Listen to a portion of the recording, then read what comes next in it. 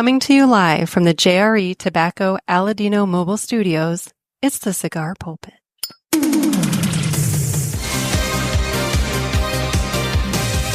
Hello, everybody, and welcome to another sermon from the Cigar Pulpit. I'm the Bishop of the Burn, Nick, and today we're going to get into kind of a very soft state of the industry at the halfway point. I've been hearing things. I've been hearing from some folks the last couple of weeks, and it's been one of those things where, you know, you hear from one guy and you hear a little story, and you hear from another guy and you hear a little story, and then you hear from this person and you hear a story, and you hear from this retailer and you hear a story, and it's just, eventually it all starts to add up, and, you know, then you see some articles that come along, and it's like, you know, let's kind of look at this as a bigger picture situation here. So we're going to kind of take a very unofficial, I'm going to say that up front, unofficial, anecdotal state of the cigar industry for the halfway point of 2026. But first, I'm going to fire up a cigar. And today, I am going to be smoking the Padron 1926 Natural. It's the number 6. It's 4.7 inches by 50. And it's a Nicaraguan Puro. So they say. I hear that the wrapper tends to come from Mexico, but we're going to go based off what they say. And what they say is Nicaraguan Puro. So anyway, it's time to cut the cigar. And the official cutting is brought to you by 2guyscigars.com. That's the number 2guyscigars.com. Two Guys have been around for over 40 years, and they are the trusted name in the cigar industry. Everybody knows Two Guys, but if you don't, please give them a try. You won't be sorry. Family-owned and operated 2guyscigars.com does the very best to provide a great selection, fair prices, and excellent customer service. So head on over to 2guyscigars.com for your next cigar purchase. Tell them that the Cigar Pulpit sent you. And remember, that's the number 2guyscigars.com. And with that, it's time to go ahead and cut the cigar. And I'm just going to go ahead and do this right now. The band was loose enough to just slide right off. So I'm just going to go ahead and take care of that right now. That way, I don't have to worry about it later, and I can just smoke the cigar. So the cigar is cut. Why is my cutter getting stuck like that? It's like it's not quite wanting to oh no, it's there. Sorry, I thought I was missing a screw, but I'm not. I don't know what's going on. You know, that cutter, I've had that cutter. Oh my gosh, when did I get that cutter? 2020. What year was that? 22? I've had that cutter for 4 years. I've put it through its paces. So, yeah, I mean, it might need a little bit of TLC. But anyway, all right, well, I'm going to light my cigar. And while I light my cigar, you guys are going to hear the greatest commercial you've ever heard.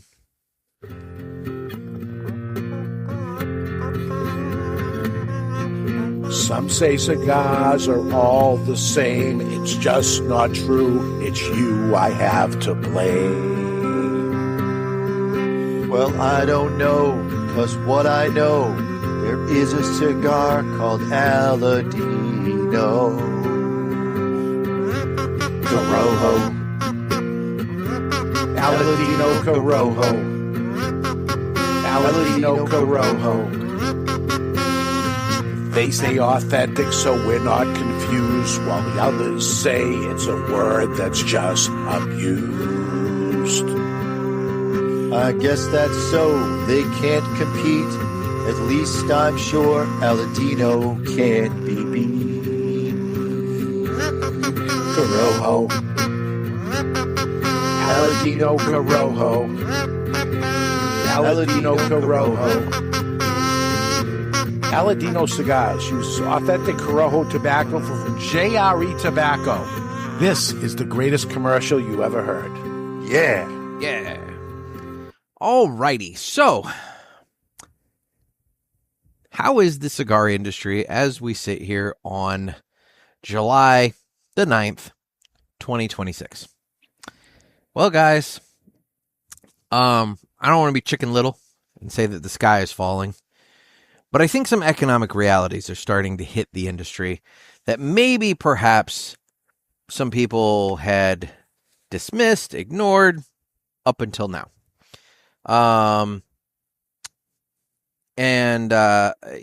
It's just the way it is. I've heard from, like I said, I've been hearing from my people, and I have people. I have multiple people. I have lots of people. I actually do. People like me, believe it or not. And I hear things, and I hear about companies laying off sales forces. I hear about retailers struggling to be doing business at this time of year. And let's be real. We're in the summertime. This should be the peak time for a lot of retailers. Maybe not like down in Florida. Like, I've talked about that before. Part of the reason the Pulpit Fest was in August for 2 years is because summer is so bad for the Florida retailers because it's just so hot. Whereas the winter is better for them than the rest of the country because the rest of the country kind of takes a break from cigars because you can't sit outside. And so the winter tends to be bad for the rest of the country. Well, it's bad. It's bad for a lot of places. And unfortunately, there are some retailers that are really flipping out right now. They're not doing well. And, that's unfortunate. But that then goes to the next level. Manufacturers. Because retailers are struggling, manufacturers are down. Like, look, guys, you're going to hear from a lot of companies. They're going to be, oh, we're doing fine. We're doing fine. That's not the case. When you talk to their people, and they all want to be, nobody's, on record. Everybody's deep background. But guys, some of these companies are double digits percentages down. I mean, it's bad. And this is not the first year. Last year was a bad year for a lot of cigar companies. It's just the way it is. And the industry has this habit of sugarcoating it, putting out numbers that make it look like it's not as bad. Like if you look at the import numbers last year, you would think, oh my God, it's great. But speaking of import numbers, we can get into that. So the Cigar Association of America so far has released information for the first quarter of the year and April. Okay, so we're getting 4 months of data. Mind you, I'm sitting here, July 9th, and, the most recent information I can get is through April. I think that's kind of whatever, but whatever. The simple fact of the matter is, when you look at that, imports are down 5%. And, you wouldn't think that's a big deal, but it's something, and it's something to be looked at. One of the biggest things to be considered in this, I'll just get into some of the numbers here. So in the first quarter, so not including April, the 5% included April, but in the first quarter, you saw a decrease of 3% as the United States imported 90.9 million premium cigars. And it was down 3% in comparison to the first quarter of 2025. The big surprising number in that, though, was actually that Honduras took the second place spot on the list and overtook the Dominican Republic. Nicaragua imported 56.8 million cigars. Honduras imported 17.2 million premium cigars, and that's up 12% from the 15.3 million they shipped in the first quarter of last year.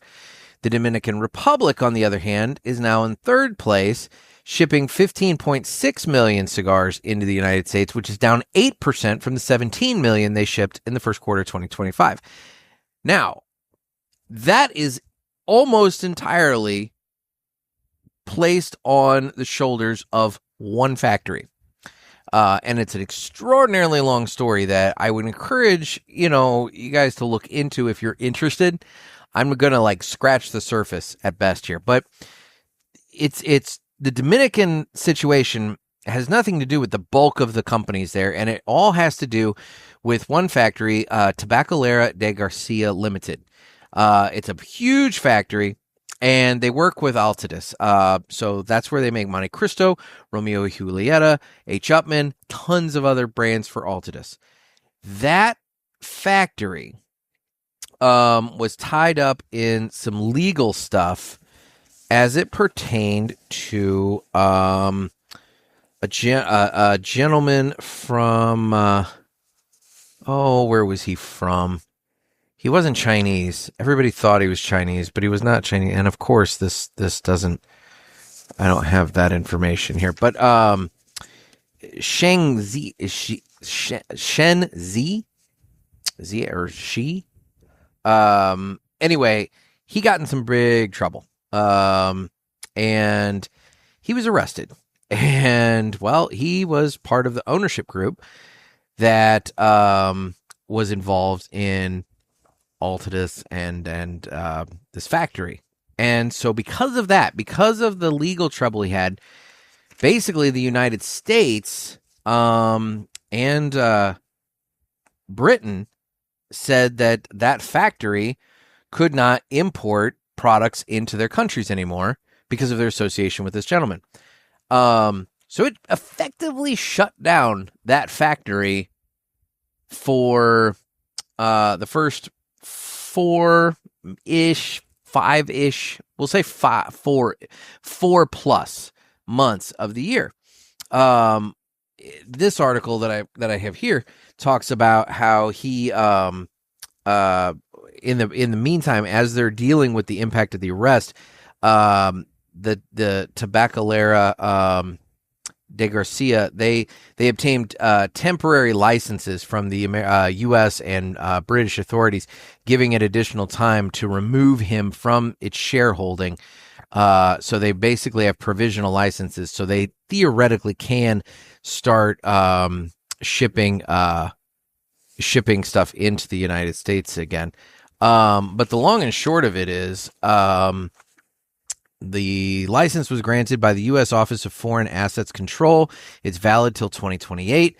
Covers all companies in the Allied Cigar Group, including Tabacalera SLU, which that means that the two manufacturers, Tabacalera de Garcia in the Dominican Republic and Flor de Copan in Honduras, are once again authorized to export cigars into the United States. Tabacalera Garcia, which is the largest cigar manufacturer located in the Dominican Republic, had been operating at 40 to 45% of its capacity since the end of 2025, had to lay off approximately 600 rollers.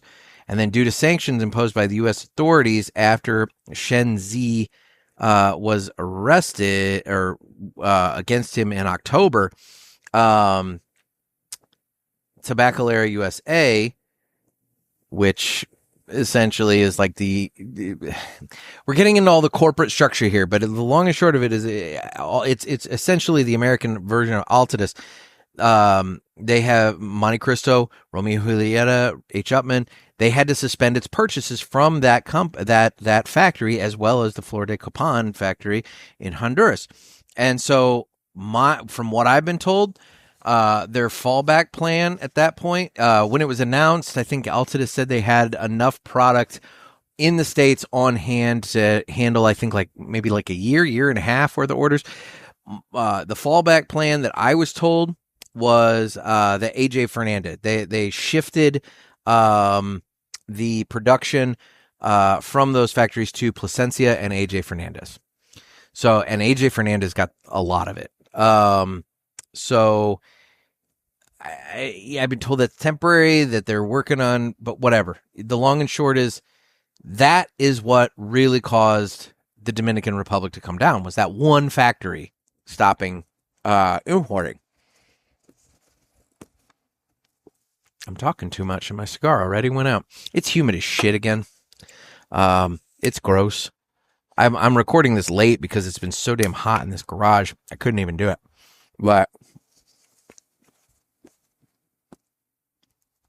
anyway, Nicaragua, it's still number one. It shipped, but it also shipped 5% fewer cigars in the first quarter of the year.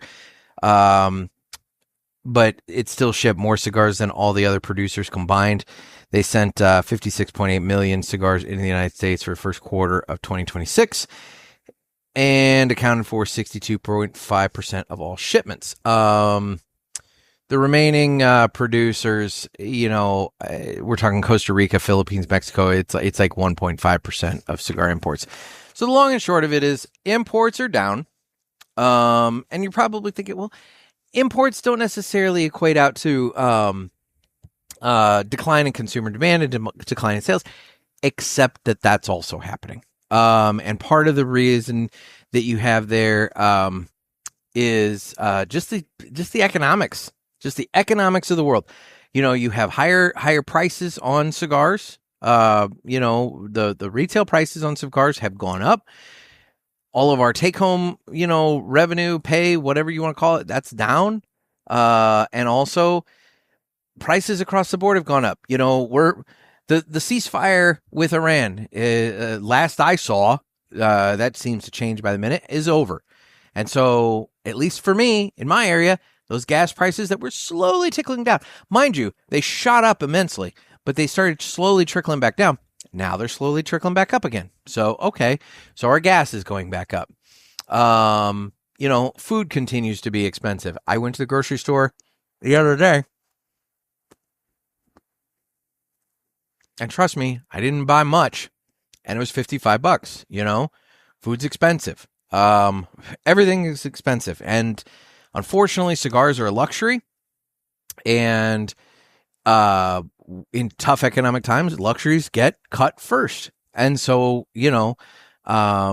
cigar retailers are seeing the pinch of that. Additionally, and this is a good thing, I mean, it's not good for the retailers, but, this is not an addictive product. It's not like cigarettes. In tough economic times, if you're a cigarette smoker, you're still going to probably do what you can to get some cigarettes because you have the physical addiction to, the chemicals and everything else that's going on in there that draws you to it. With cigars, come on, guys, we all know this. If there's anything that's addicting about cigars, it's the relaxation you get from doing it. It's the chill factor of being able to relax and enjoy one. And while that's nice, if you got to worry about paying for a grocery bill or buying your cigars, you're probably going to go with the grocery bill, especially if you have a family to worry about. So, that's important to take note of.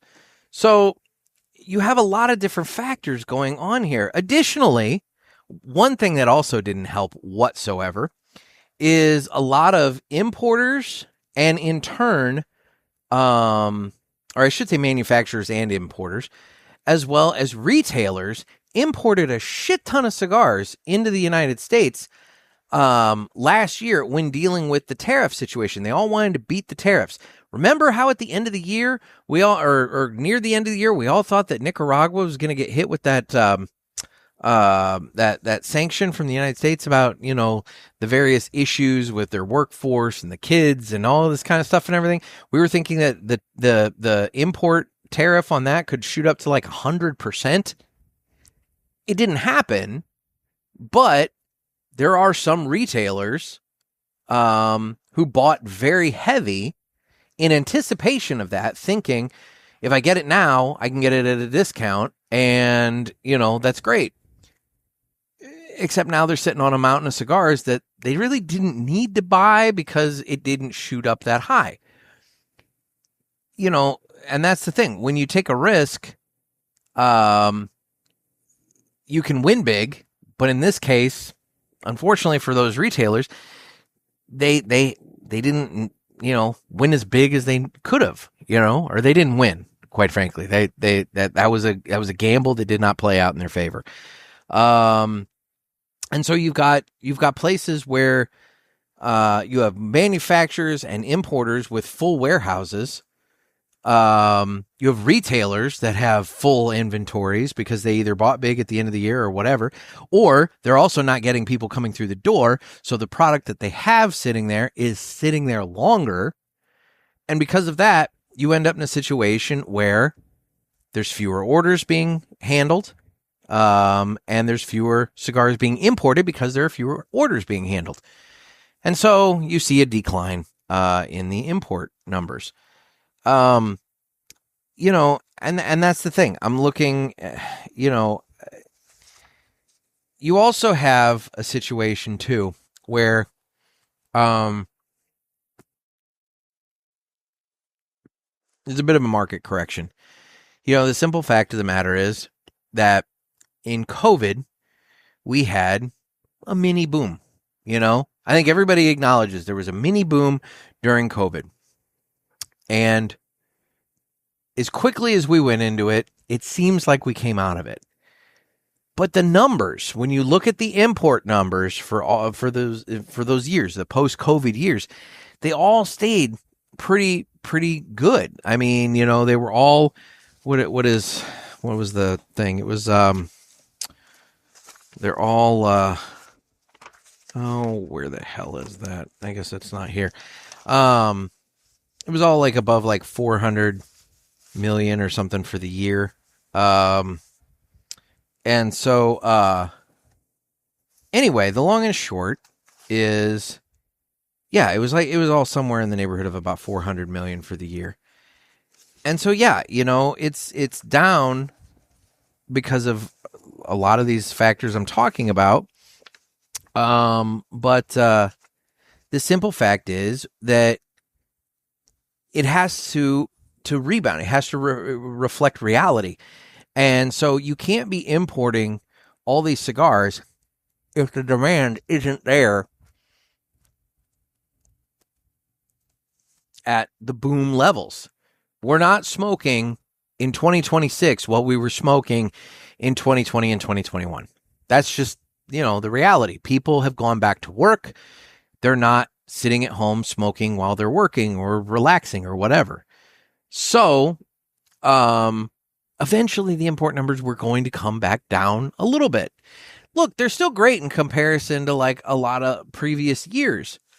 So I'm not sitting here saying that, oh my God, the sky is falling. What I am saying is, I think unfortunately some retailers and, from what I gather, even more conversation, I think some manufacturers got real used to the COVID boom money and the COVID boom sales, and they're chasing that, and they're desperately chasing that. And the simple fact is that it's getting harder and harder and harder to accomplish that. And I think last year and this year, they've hit the wall. I mean, they've hit the wall. There are some breakout cigars that you hear about, things that are going well. But by and large, there are some pretty prominent companies that are facing some really tough economic times. It's created a lot of uncertainty in the market in a lot of different ways. Like I said, man, I've heard from some reps and brokers, and there is some stress out on the streets right now. If you are in a cigar lounge and you see your friendly neighborhood broker or rep that's coming in, pushing whatever brand and everything like that, man, give them, be nice to them, because the odds are good that they're having a rough time right now. Based off everything I've been hearing, there's a broker here locally, based out of St. Louis, Tommy, and Tommy Klein, he brokered for a couple different brands. But he announced recently on Facebook that he closed up his brokerage, and he has now gotten himself an in-house rep position with Gurkha. And, I don't know that. I haven't talked to him to know the ins and outs and whys and wherefores of this decision. But just based off what I know about the way things work, dude, it's more stability for him.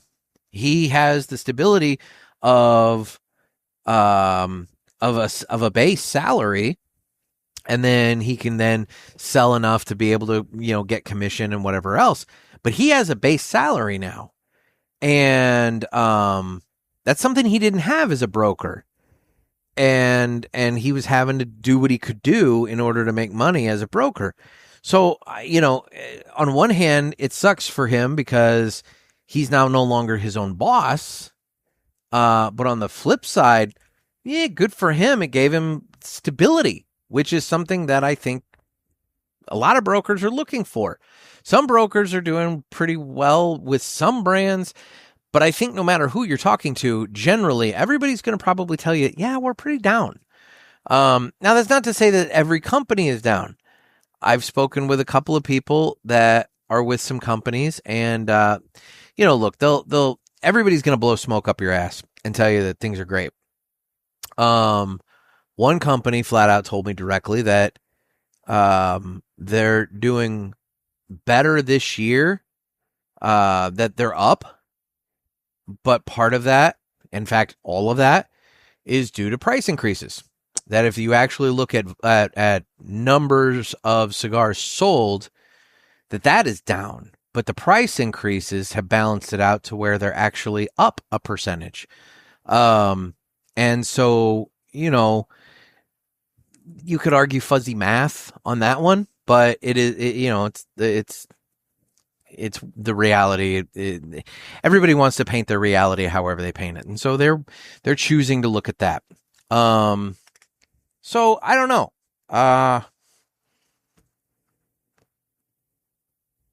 The long and short, though, is, things are what they are at this point. And I guess my point to this, though, is we as retail or consumers, look, we have a very important role to play in the circle of life as it pertains to cigars. I've talked about it a lot with Pulpit Fest. How, with Pulpit Fest, I want that circle of life. I want that situation where everybody benefits. Attendees have a wonderful time and get a good value for their dollar, for their ticket, and have a really fun experience. My ask to them in exchange for that is to be prepared to buy product from Ash and Ale. Buy boxes there's deals on boxes, there's deals on cigars, buy. It is at its core, part of the experience is that for that weekend we are bombing that register and blasting it with money. In turn, Ken, and I'm using this as an example, but this applies to everybody. In turn, Ken then purchases product from, Aladino and Villiger, and, has them available for you guys to buy. And then that way, the manufacturers, they get a sales increase from Ash and Ale that weekend. And so now everybody's happy. The manufacturers sell some product, the retailer sells some products, and the consumer has a fun experience, and they're going home with a bunch of good cigars. And meanwhile, everybody loves me. And that's, I'm not benefiting from it in any direct way, except that everybody collectively is happy, which makes me happy. And so there we go. But that's just one example. On an everyday basis, what we can be doing is making sure we're supporting our local brick and mortars. I know the online guys are inexpensive or they offer deals. But there's a lot that goes into that. And ultimately, if you only support the online guys, that's all you're going to be left with. And right now they're cheaper. But just wait, because states are getting smart and they're starting to tack on taxes onto online sales. I think Illinois did that this year. I think Illinois, in their recent, session, may have included a tax provision for online cigar sales. I don't know. I might be making that up. but I know that other states have. And at some point, it's going to catch on. And eventually, the tax rate will be the same online as it is in store, to where at that point, it's not that big of a savings anymore to go online. But you've been online so much that now you don't have brick and mortars local to you that you can support. So I would say, if you have a brick and mortar shop, if you do, obviously some of you don't, but if you do, give them the love, because they're hurting right now and they need it. And in turn, the manufacturers that buy or sell to that shop, they're hurting. Now, I would make an argument that maybe hurting for some of these companies is relative. Is it a matter of them hurting, or is it a matter of them not getting the same amount of revenue coming in that they got, like I said, during the boom years, the more recent couple of years of COVID? If that's all it is, then sorry guys, things change and you have to adapt. But if it is true hurting, which, let's be real, guys, I think the cigar industry does a pretty good job of inflating its own ego and putting up a mirage. And what I mean by that is, I think we all fall into this trap of thinking that some of these companies are bigger and more profitable than they are. Just because you see the ownership walking around in a fancy suit and, here, have a cigar, that kind of thing. We all assume that they're just like rolling in the dough. And that's not to say that some are not doing very well. Some are doing pretty well. But I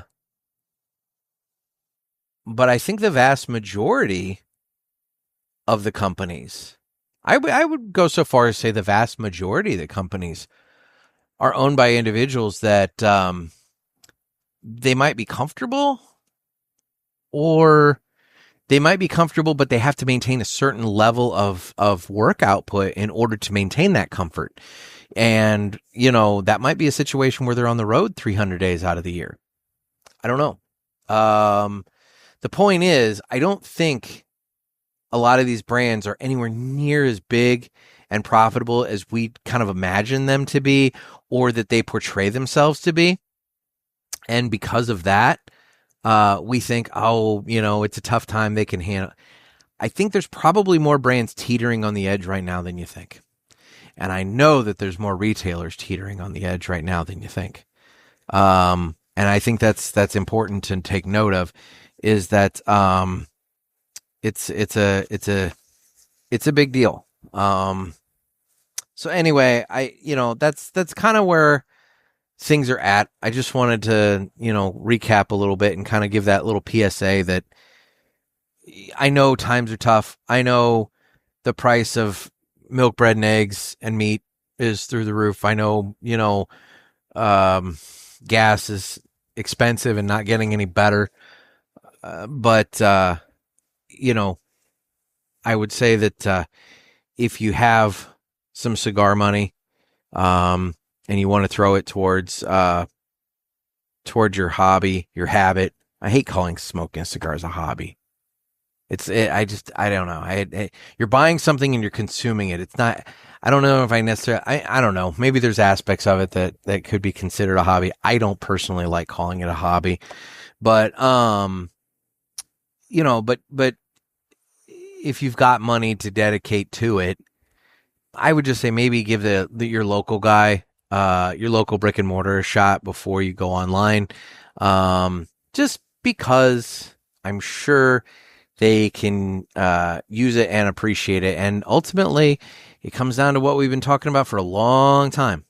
If you don't support them while they're here, at some point they're going to disappear, and then nobody will be there. Because let me tell you guys, the states have made it, not all of them, but by and large, the states have made it to where if you were there before and you're grandfathered, you might be okay. But if you want to start something new, the hoops you have to jump through to start something new are very difficult. And again, that's not to say every state, but there's a lot of states where it is very difficult. And there's states that you would not think that it would be difficult, but it's difficult. Like, I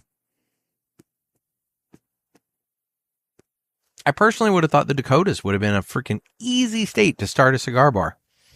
And that's not the case. So yeah, it's just one of those things. That's the other thing. You know, we talk about cigar lounges.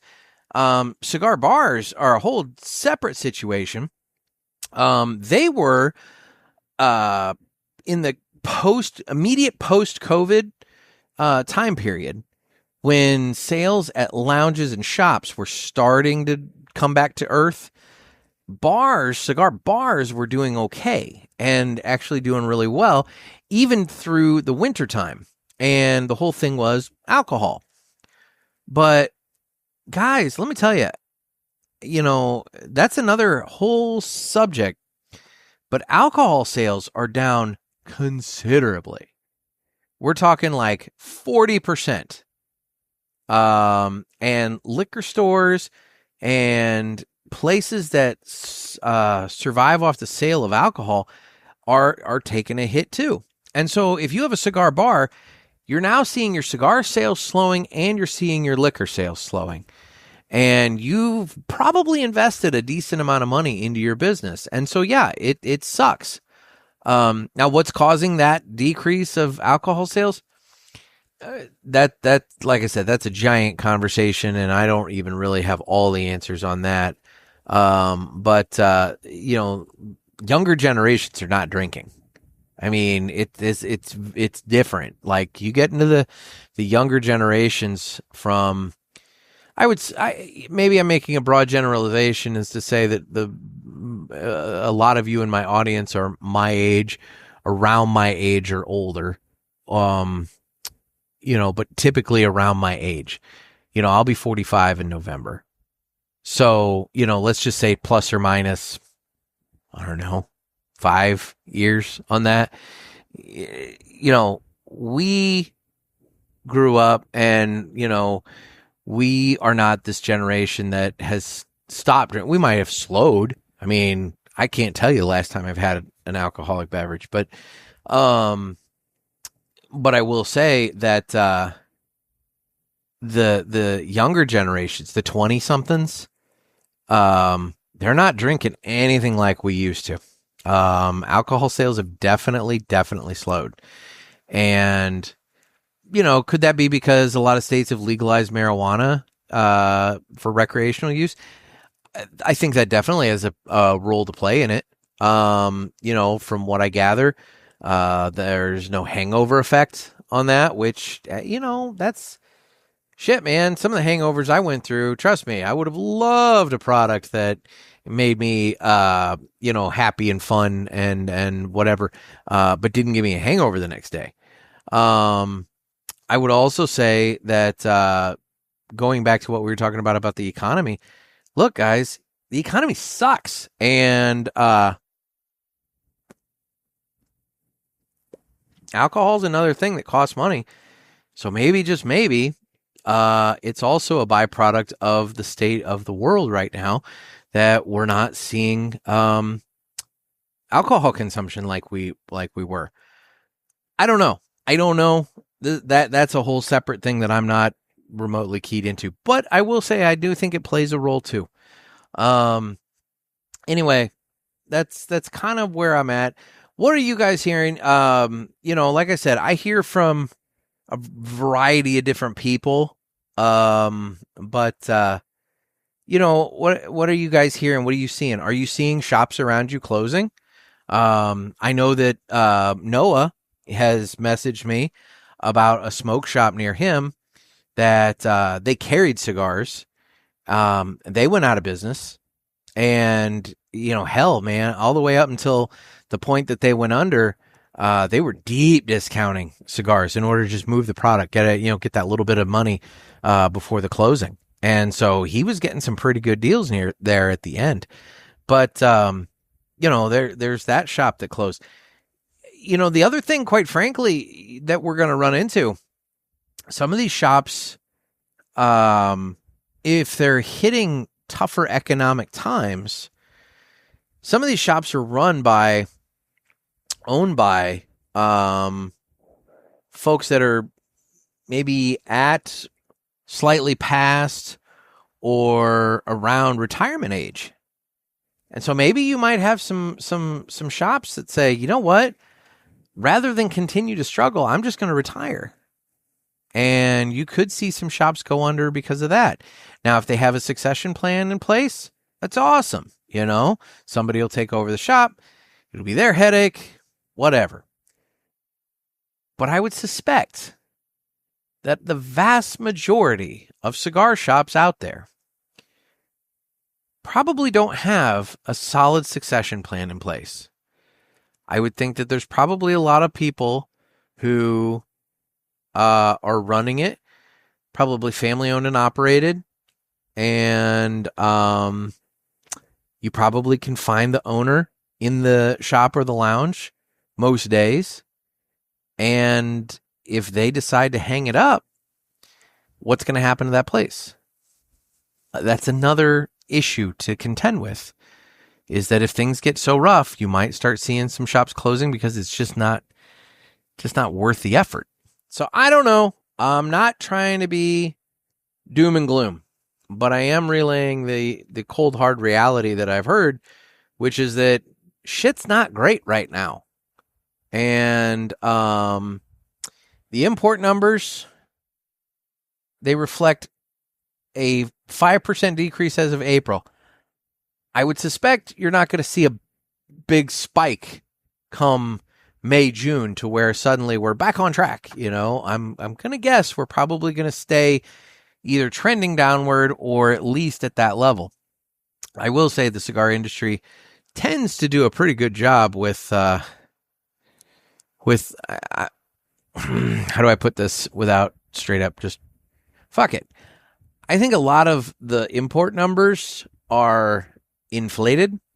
I think that I question a lot of these. Oh, no. I hit a button. Oh, no. I hit a button by mistake. I question some of the import numbers. I just think that maybe some of the import numbers are a little fuzzy, because there are things that you hear when you hear anecdotally about how things are going at the retail level, but yet import numbers are all-time high. That doesn't jive. And so at least this year, I don't think they could hide it this year with the factory in the Dominican, stopping. I don't think it was able to be hidden this year like it was in previous years. And so you end up in a situation where they had to kind of acknowledge that, yeah, there's a decrease. But still, they've only pulled off a 5% decrease as of April. So, whatever. Take that for what it's worth. Anyway, all right. Enough of that. Support your local brick and mortar because it's important. It's time for the Villiger Cigars Entertainment Report, brought to you by Villiger.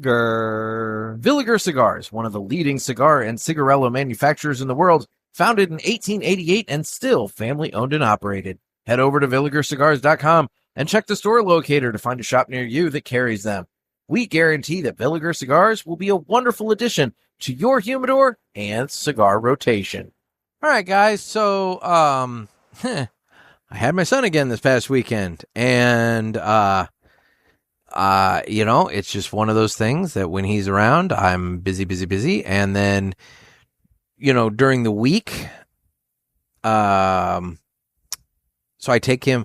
I have him. I had him Thursday. I picked him up from school on Thursday.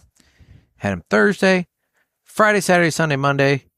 Took him to school Tuesday morning. And then from there, he went back to his mom's. So I basically have had, during the day on Tuesday, when I worked on my newspaper, and then Wednesday, and then today. But even today, I picked him up at school, had him until the afternoon when his mom picked him up. So my point is, I haven't really watched a whole lot other than, guess what? Soccer.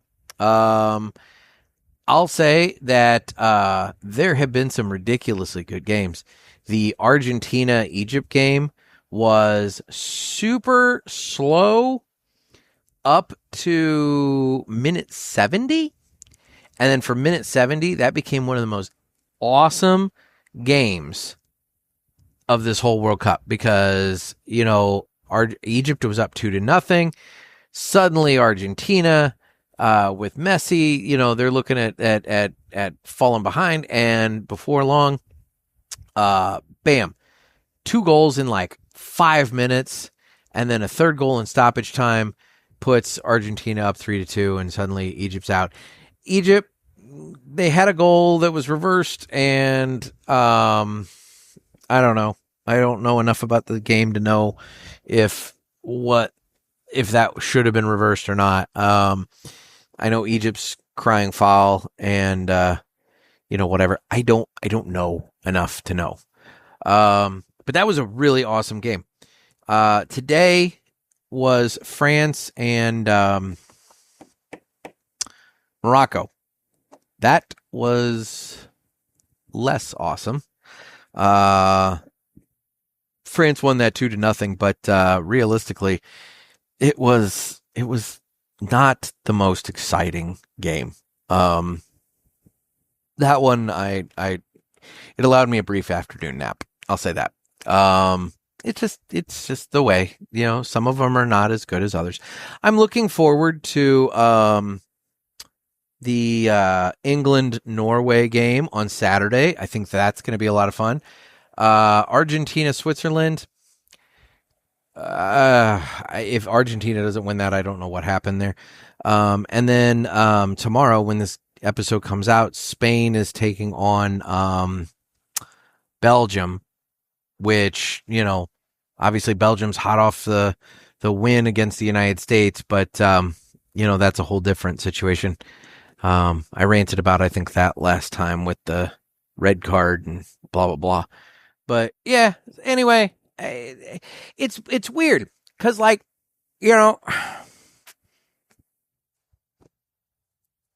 you start this thing in mid-June, and there are 3 games a day for weeks, 2 weeks, and it's just wall-to-wall soccer, and I love it. I mean, there were some days I just sat out in the garage all day long, smoking cigars and watching soccer, and it was fabulous. And I find myself a little sad as we're winding down, getting closer to the championship, because it's sad because I enjoyed it so much, and now it's coming close to the end. It's coming close to the end. I don't like seeing the teams go home. Any of them. I feel bad for all of them. And, that makes me probably soft, but whatever, But I do. I feel bad for these teams that, for the group play, everybody's having a good time, blah, blah, blah, blah, blah. And then finally, when we get to the tournament, it's like, oh, shit, you're gone. One game, you're gone. And so I don't know. It's interesting, though. I've read a lot of articles talking about, so you got into the World Cup, what's next kind of thing. And I know that it seems like the MLS is making a big push to try and capture some of us American people that have started watching with the World Cup and want to, have an interest and want to continue watching. And I have the St. Louis club, close and everything. I'll be honest, I don't, the interest level for that isn't there. I don't know. It's just one of those things. But we'll see. We'll see where this all goes. I mean, I've enjoyed it enough, and I guess, a lot of games take place, like Premier League takes place over the weekends. So, I can get up to early Saturday and watch some, and then have the bulk of my Saturday available to me, which is kind of nice. You get it all done, before noon on Saturday, and then you've got the whole rest of your day. So that's kind of cool. I don't know. I'm still figuring it all out, But yeah, it's been fun, and I'm looking forward to it. At this point, France is already in the Final Four. I kind of hope France loses. I just don't have the warm and fuzzies for France. Truthfully, if this comes down to Norway and Argentina, or England and Argentina, I'd be happy with that. Spain would be cool. They've got a lot of young guys on the Spain team, and I think that would be kind of cool to see this team full of younger guys, pushing ahead. I guess Norway, it's been a very long time since they made it into the World Cup as well. So that's that. Again, I love that. I love the stories that go behind it. So for what it's worth, I think that's fun too. So anyway, that's what I've been watching there. Dark Side of the Ring came back this week with a giant 2-hour long first episode of the season. It's part 1. There's another next week. There's part 2, all about the rise and fall of TNA wrestling, which I'm really curious about that one. So that's on Vice. I like that show. It's that whole documentary kind of thing, but I think I'm sure I'll check that out. The drive-in is all kids movies right now. All kids movies. Like right now, if I were to go to the drive-in, it's what is it? Minions and Monsters and Super Mario Galaxy on one screen, and Toy Story and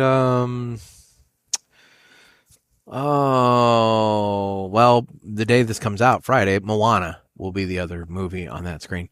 So it's all kids movies, and look, would I go see Minions and Monsters and Super Mario? Yeah, I totally would.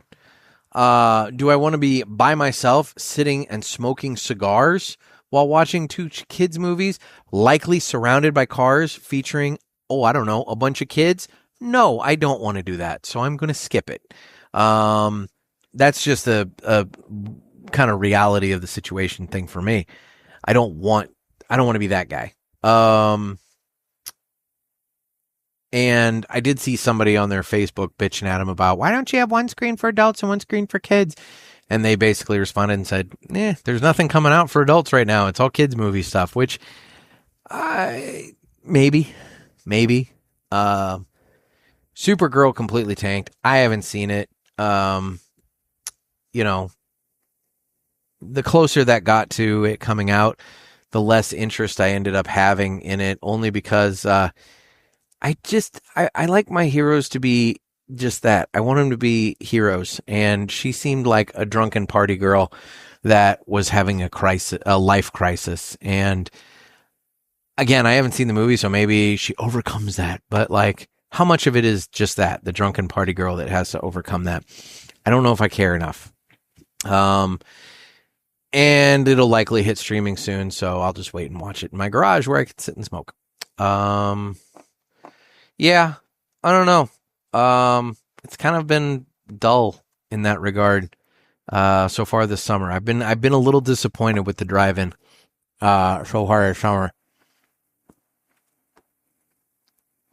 I am disappointed that I didn't make it by there for Jaws and Jurassic Park. I meant to, but the day that I was going to go, it rained, and with my schedule with my son, that was like the day I could go. And it's like, well, I'm not going to go sit in the rain to watch 2 movies that I own on DVD and Blu-ray, but I'm just choosing to see there. So I didn't do it. Kind of sucks, but such is life. But anyway, that's that. Guess what, motherfucker? It's time for 3 cigars we smoked and enjoyed this week. And reviewing my list, I have found I have been in a bit of a rut. I've been smoking a lot of the same stuff. And so I found the things that were not in my rut. So the first one that I want to highlight is the Villiger 1888 San Andreas. That was generously sent to me by Renee and the fine folks at Villiger there. I opened that on the show, I think it was the week ago, or maybe 2 weeks, I don't remember, but super good. I liked it. It is definitely the sample that I smoked in Miami, and I dug it. I like it. It's got a different flavor profile than the 1888 Nicaragua, but it's good, and I dig it. The next one that I smoked, I ordered a couple of these from two guys, and I smoked one, was the West Tampa Tobacco Chef Rick. Really good cigar.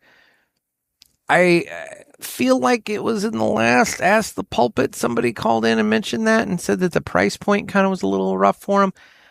I would tend to agree, but I also recognize that it's a limited, or it's kind of supposed to be, I think, a limited project. Although, obviously, if it does well, they continue it going, as they have with the Devil's Crab. So, for what it's worth, I guess if the Chef Rick blows up, then, there's that. But I thought it was good. I enjoyed it. I still have one more in the humidor there that I'm kind of sitting on and waiting for. And so I dig it. And then finally, the last one that I smoked is I broke into the box and I got myself a Henry Clay Warhawk Rebellious. And it smoked wonderfully. I love that cigar so much. Yeah, that would be the 3 cigars I smoked and enjoyed this week. All right, guys, show notes that we need to hit. Upcoming Zoom Herf, Parishioner Zoom Herf, is going to be on Saturday, July 25th. Saturday, July 25th. I will have the link and everything like that posted in the Parishioners group as always.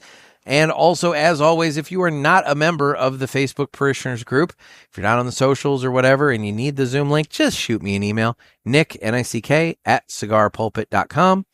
And I would be happy to send you that link so that you can join us. We had a really fun time this last time in June. I'm looking forward to July. And, it'll be fun. It'll be a good time. So jump in on the Zoom Herf on Saturday, July 25th. Speaking of the socials, I am available on Instagram at the Cigar Pulpits. I am on Facebook where we have the Pulpit Parishioners group. It's a private group. Find it. Request access. I'll let you in. And then you'll get all kinds of fun info from me. But then also you can meet and share with the other people in the group. We're on Twitter/X. You can watch this on Rumble and YouTube. Also on Rumble and YouTube, I do the drive time reviews. Admittedly, last week and this week, due to life, it didn't happen. And I was beating myself up about that the other day, because I knew that it wasn't going to happen this week, and that was going to be 2 weeks in a row that I hadn't gotten the drive time review done. And I was talking to a friend of mine, and he reminded me, he's like, dude, you do 2 shows a week. The drive time review is bonus. If it happens, it happens. If it doesn't happen, it'll happen next time. So don't stress about it. So I'm planning on resuming it this upcoming Wednesday. But for right now, it did not happen this week. So I took 2 weeks off. But normally on Wednesdays at 7 a.m. Central Time, the drive time review drops on Rumble and YouTube, where I get in the car and I drive around, I smoke a cigar, and I review it. It's really that simple. I have a number of them out there already. I think maybe 16. So if you haven't checked those out yet, check them out. There might be a cigar that I do one for that you're interested in trying, and give it a shot. Otherwise, the other things I need from you guys, calls to the Ask the Pulpit hotline, area code 863-874-0000. That's 863-874-0000, or tofu pie with no E, 0000. Give me a call. Let me know, what you're hearing in your neck of the woods, brick and mortar wise. Maybe, what are you seeing? Are your shops I mean, I don't know how many of you have good enough relationships with your retailers that they would actually directly tell you, how they're doing. But are your shops doing all right? Are they struggling? What are they doing in order to try and drum up business and draw in traffic? I mean, for the life of me, I don't own a shop, and there's a very high likelihood that I will never own a shop. But if I did own a shop, let me tell you, one of the things that I would be doing if I owned a shop is I would be doing, at the very least, 2 events a month. Now, they don't have to be giant events. They don't have to be, Pulpit Fest or New England Expo type things. But you can do events. Party Source, I love their weekly events that they do. Every Tuesday, they do an event there where you get like a pack of, I think, 4 cigars for like $20. And it lets you smoke a variety from that place. They have a rep come in, you hang out, cut and light kind of deal. Lots of prizes, lots of giveaways, raffles, things of that nature. It's a fun time. It's not the most elaborate, setup. It's fairly straightforward. You buy some cigars, sit around with your buddies and smoke.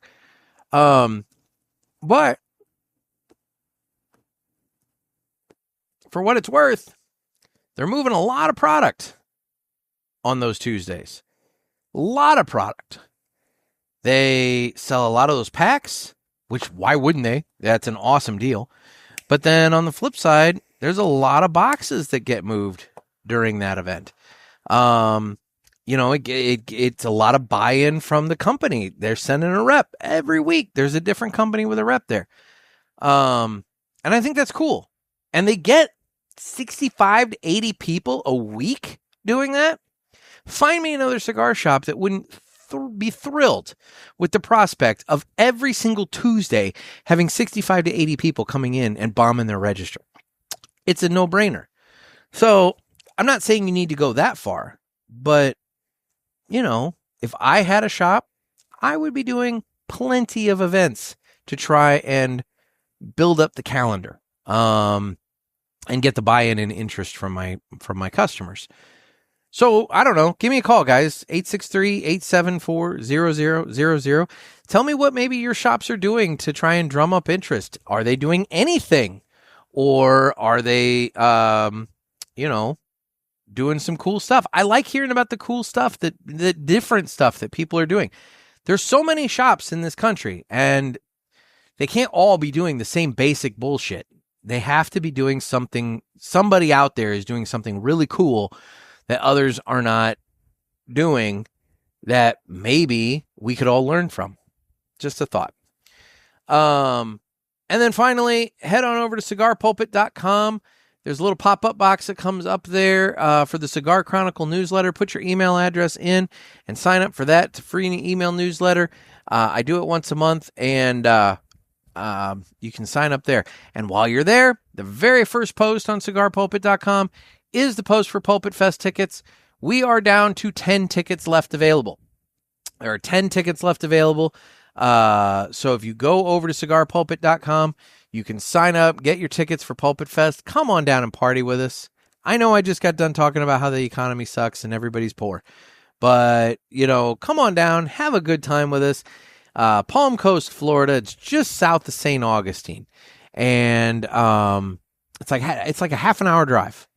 And it's at the Ash and Ale, October 1st through the 4th. We're gonna have a wonderful time.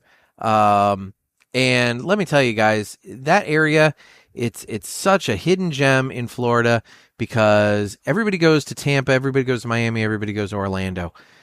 That area, though, there's so much. If you're a history person, St. Augustine has got to be a box that you check on your list. It's the first city in the United States.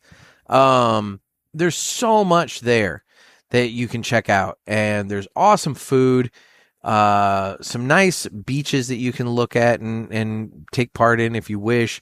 It's a fun area. So, come on down, hang out, have a good time, and smoke some cigars with us at Pulpit Fest.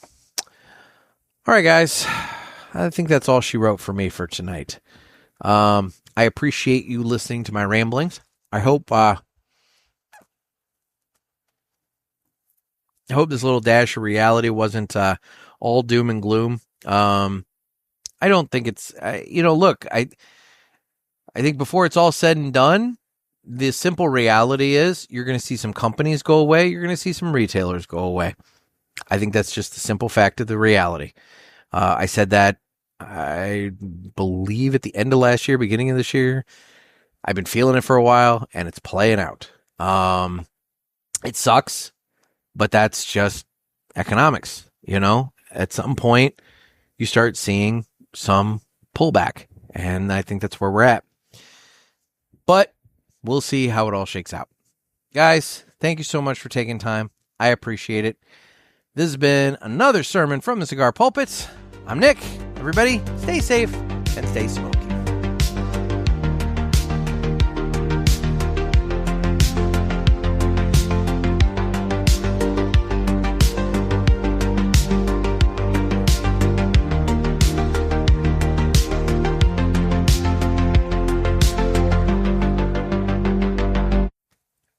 And by the way, the Padron 1926, it's a good cigar. You gotta like the earth flavor, but it's a good cigar. Later, guys.